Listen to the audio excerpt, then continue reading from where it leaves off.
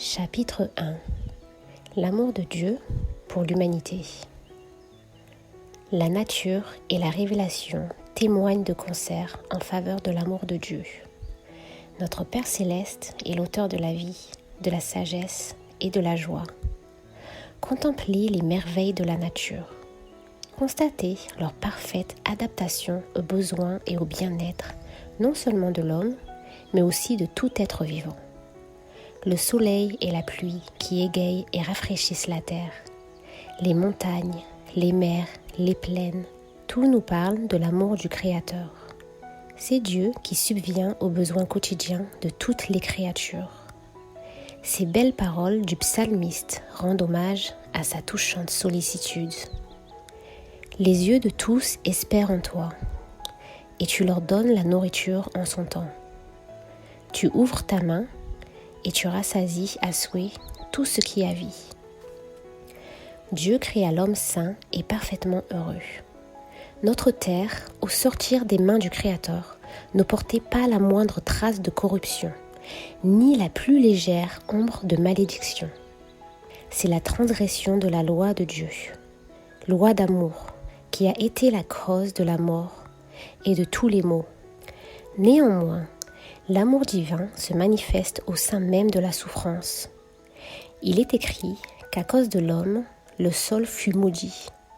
Les épines et les chardons, les difficultés et les épreuves qui font de notre pèlerinage terrestre une longue succession de labeurs et de soucis nous ont été départis pour notre bien. Ils entrent dans le plan d'éducation que Dieu a formé pour nous révéler de l'état de dégradation et de ruine dans lequel le péché nous a plongés. Quoique déchu, le monde n'est pas tout tristesse et souffrance. La nature elle-même nous offre des messages d'espérance et de consolation. On voit des fleurs s'épanouir sur les chardons et des roses éclore sur des épines. Dieu est amour. Ces paroles se trouvent inscrites sur chaque bouton de fleur et sur chaque brin d'herbe. Les charmants oiseaux qui égayent les airs de leurs chants joyeux, les fleurs aux nuances délicates et variées qui embaument l'atmosphère de leurs doux parfums, les arbres gigantesques et les forêts aux riches feuillages. Tout nous parle de la tendre et paternelle sollicitude de notre Dieu et de son désir de faire le bonheur de ses enfants. La Sainte Écriture révèle son caractère. Dieu nous y fait lui-même connaître sa compassion et son amour infini. Quand Moïse lui adressa cette requête, « Fais-moi voir ta gloire », l'Éternel lui répondit, « Je ferai passer devant toi toute ma bonté. » Et passant devant Moïse, il s'écria, « L'Éternel, l'Éternel, Dieu miséricordieux et compatissant, lent à la colère, riche en bonté et en fidélité, qui conserve son amour jusqu'à 1000 générations, qui pardonne l'iniquité, la rébellion et le péché. Il est lent à la colère et riche en bonté, car il prend plaisir à la miséricorde. C'est là sa gloire. Dans le ciel et sur la terre, Dieu nous a donné des gages innombrables de sa bonté. Par l'intermédiaire de la nature et par des preuves d'un amour plus tendre et plus profond que le cœur humain n'en peut concevoir, il a cherché à révéler à nous. Néanmoins, tout cela n'est qu'un reflet bien pâle de son caractère. L'ennemi du bien a aveuglé l'esprit des hommes à tel point qu'ils s'approchent de Dieu avec crainte et le considèrent comme un être sévère et implacable. Satan fait passer notre Père céleste pour un être d'une justice inflexible, un juge sévère, un créancier dur et inexorable. Il dépeint le Créateur comme observant les hommes d'un œil scrutateur en vue de découvrir leurs erreurs et leurs fautes afin de les frapper de ses châtiments. C'est pour dissiper ce voile de ténèbres par la révélation de l'amour infini de Dieu que Jésus-Christ est venu vivre parmi les hommes. Le Fils de Dieu est descendu du ciel pour révéler le Père. Personne n'a jamais vu Dieu. Le Fils unique qui est dans le sein du Père est celui qui l'a fait connaître. Personne non plus ne connaît le Père, si ce n'est le Fils, et celui à qui le Fils veut le révéler. Un de ses disciples lui ayant dit « Montre-nous le Père ». Jésus répondit « Il y a si longtemps que je suis avec vous, et tu ne m'as pas connu, Philippe ? Celui qui m'a vu a vu le Père. Comment dis-tu « Montre-nous le Père » ? Voici en quels termes le Seigneur décrit sa mission terrestre. L'Esprit du Seigneur est sur moi, parce qu'il m'a oint pour annoncer une bonne nouvelle aux pauvres. Il m'a envoyé pour guérir ceux qui ont le cœur brisé, pour proclamer aux captifs la délivrance et aux aveugles le recouvrement de la vue, pour renvoyer libres les opprimés. Telle était son œuvre. Il allait de lieu en lieu, faisant du bien et guérissant tout ce qui était sous l'empire du diable. On pouvait trouver des villages entiers où ne se faisait plus entendre aucun gémissement arraché par la maladie. Il avait passé par là et guéri tous les malades. Son œuvre témoignait de sa divinité. L'amour, la miséricorde et la compassion se révélaient dans chacun de ses actes. Son cœur était rempli de tendre sympathie pour les enfants des hommes. Il avait revêtu leur nature afin de subvenir à leurs besoins. Les plus pauvres et les plus humbles ne craignaient pas de l'approcher. Les petits-enfants eux-mêmes se sentaient attirés vers lui. Il les mit à monter sur ses genoux et à fixer leur regard sur son visage pensif où se lisait un amour infini. Jésus ne retranchait rien à la vérité, mais il la disait toujours avec charité. Ses rapports avec le peuple étaient empreints d'un tact parfait, d'une exquise délicatesse. Aucune brusquerie, pas un mot sévère sans nécessité. Jamais il ne faisait inutilement de la peine à une âme sensible. Il ne censurait pas la faiblesse humaine.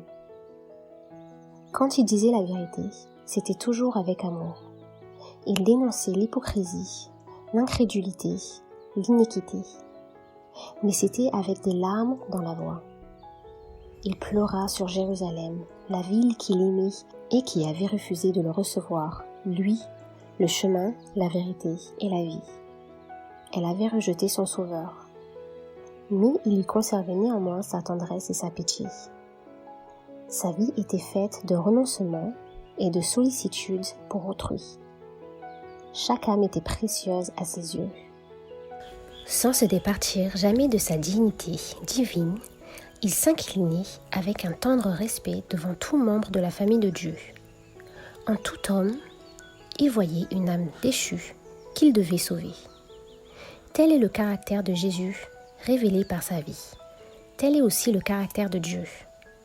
C'est du cœur du Père que les flots de la compassion divine manifestée en Jésus-Christ se déversent sur les enfants des hommes. Jésus, sauveur tendre et compatissant, était Dieu manifesté en chair. C'est pour nous racheter que Jésus a vécu, a souffert et mort. Il est devenu homme de douleur, afin de nous faire participer à la joie éternelle. Dieu a permis à son Fils bien-aimé, plein de grâce et de vérité, de quitter un séjour de gloire ineffable pour venir dans un monde souillé par le péché et assombri par la malédiction et la mort. Il a consenti à le voir quitter le sein du Père et l'adoration des anges pour venir souffrir l'opprobre, les injures, l'humiliation, la haine et la mort. Le châtiment qui nous donne la paix est tombé sur lui. Et c'est par ses meurtrissures que nous sommes guéris. Contemplez-le au désert, en Gethsémani, sur la croix, le Fils immaculé de Dieu, chargé du fardeau de nos péchés.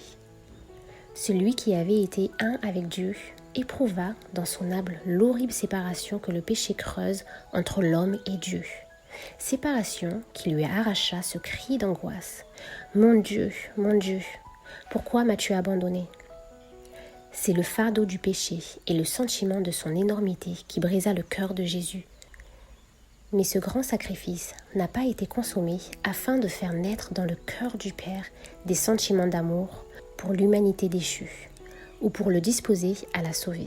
Non, non, Dieu a tant aimé le monde qu'il a donné son Fils unique. Ce n'est pas à cause de la propitiation faite par son Fils que le Père nous aime. C'est parce qu'il nous aime qu'il a pourvu à cette propitiation. Jésus-Christ est l'intermédiaire par lequel le Père a pu répandre son amour infini sur un monde déchu. Dieu réconcilie en Christ le monde avec lui-même. Il a souffert avec son Fils, dans les angoisses de la Gethsémanie, comme dans la mort du calvaire. C'est le cœur de l'amour infini qui a payé le prix de notre rédemption. Jésus dit, le Père m'aime, parce que je donne ma vie afin de la reprendre. En d'autres termes, l'amour que mon Père vous porte est si grand qu'il m'affectionne davantage pour avoir consenti au sacrifice de ma vie afin de vous racheter. Je lui suis devenu plus cher par le fait que je me suis constitué votre garant, en déposant ma vie et en prenant sur moi vos dettes et vos transgressions, car par mon sacrifice, Dieu, tout en demeurant juste, peut justifier celui qui croit en moi. Seul le Fils de Dieu avait le pouvoir de nous racheter. Seul celui qui était dans le sein du Père pouvait le faire connaître. Seul un être connaissant la hauteur et la profondeur de l'amour de Dieu pouvait les révéler. Il n'a fallu rien de moins que le sacrifice infini consommé par Jésus-Christ en faveur de l'homme perdu pour exprimer l'amour du Père envers l'humanité. Dieu a tant aimé le monde qu'il a donné son Fils unique. Il l'a donné non seulement pour vivre parmi les hommes, pour porter leurs péchés, pour mourir à leur place, il a donné à une race perdue. Jésus-Christ devait se solidariser avec les besoins et les intérêts de l'humanité. Celui qui était un avec le Père s'est uni aux enfants des hommes par des liens indissolubles. Jésus n'a pas honte de les appeler frères. Il est notre propitiation, notre avocat, notre frère. Il paraît revêtu de notre humanité devant le trône du Père et il sera pendant toute l'éternité un avec la race humaine qu'il a rachetée. Il est et demeurera le Fils de l'homme. Et tout cela afin de révéler l'homme de la dégradation du péché, afin de le mettre à même de réfléchir l'amour de Dieu et de participer à la joie de la sainteté. Le prix payé pour notre rédemption, le sacrifice infini de notre Père céleste, en livrant son Fils à la mort pour nous, devrait nous donner une haute idée de ce que nous pouvons devenir en Jésus-Christ. Quand il est donné à Jean, l'apôtre inspiré, de contempler la hauteur, la profondeur et la largeur de l'amour du Père envers l'humanité expirante, il est si rempli de sentiments d'adoration et de respect que dans l'impuissance où il se trouve d'exprimer l'intensité et la tendresse de cet amour, il s'écrie « Voyez quel amour le Père nous a témoigné, pour que nous soyons appelés enfants de Dieu. Quelle valeur cet amour donne à l'homme ?» Par la transgression, les fils d'Adam sont devenus sujets de Satan. Par la foi au sacrifice expiatoire du Christ, ils peuvent devenir fils de Dieu.